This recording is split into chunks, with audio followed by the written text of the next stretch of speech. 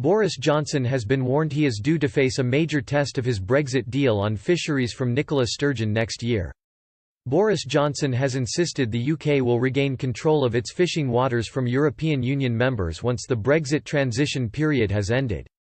The Prime Minister pledged fishing communities across the country will no longer be forced to abide by the strict rules of the Common Fisheries Policy (CFP).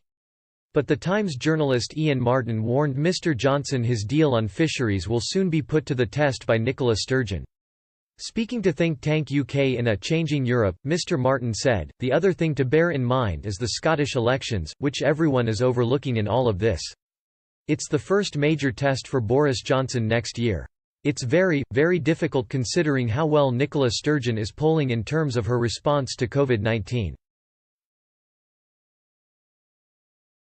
The Scottish First Minister has witnessed her approval rating skyrocket over her response to the coronavirus pandemic, and her improved popularity could prove to be a challenge to Conservative candidates seeking to win a seat in the Scottish Parliament in May 2021.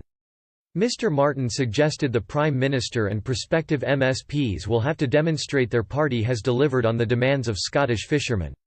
He continued, "It is, in the seats that the Conservatives hold, which ironically many of them are not fishing seats or they have a very small fishing industry, it somehow symbolises neglect, arrogance from the centre, destruction of a partly imagined romantic notion of Scottish industry.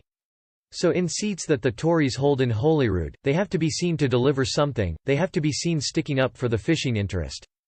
The fishing industry has been one of the main sticking points of the trade negotiations, with both the UK and the EU both unwilling to budge.